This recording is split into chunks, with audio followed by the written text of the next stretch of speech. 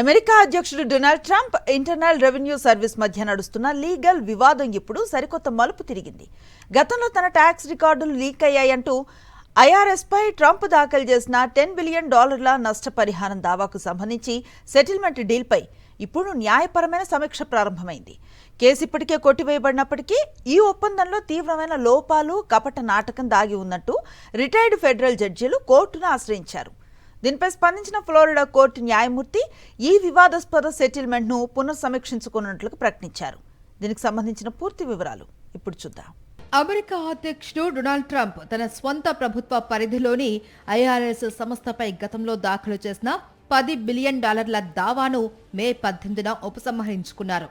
Trump కుటుంబానికి వ్యతిరేకంగా ఉన్న అన్ని రకాల ఐఆర్ఎస్ ఆడిట్లను శాశ్వతంగా నిలిపివేయడంతో పాటు యాంటీ వెపనైజేషన్ ఫండ్ పేరుతో దాదాపు $1.8 బిలియన్ ప్రభుత్వ నిధిని ఏర్పాటు చేసేలా డిపార్ట్మెంట్ ఆఫ్ జస్టిస్ తో ట్రంప్ ఒప్పందం కుదుర్చుకున్నారు. అయితే ఒక అధ్యక్షుడే తాను నియంత్రించే ప్రభుత్వ విభాగాలపై కేసు వేసి మళ్లీ తన ప్రభుత్వంతోనే $1 బిలియన్ ఒప్పందాన్ని కుదుర్చుకోవడం అమెరికా వ్యాప్తంగా తీవ్ర రాజకీయ న్యాయ సంచలనానికి దారితీసింది.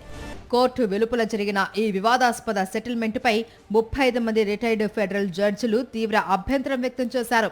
ఈ ఒప్పందం పూర్తిగా కుమ్మక్కై చేసుకున్నదని, ఇది న్యాయస్థానాన్ని మోసం చేయడమే అని వారు కోర్టులో పిటిషన్ దాఖలు చేశారు.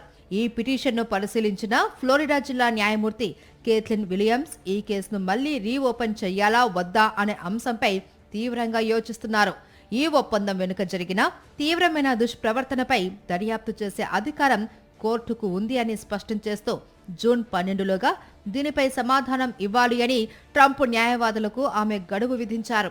ఒకవైపు డెమోక్రాట్లు దీన్ని ప్రభుత్వ ఖజానాను లూటీ చేసే స్లాష్ ఫండ్ అని విమర్శిస్తూ ఉండగా, తాజా కోర్టు ఆదేశాలతో ట్రంప్ ఐఆర్ఎస్ డీల్పై ఉత్కంఠ మరింత పెరిగింది.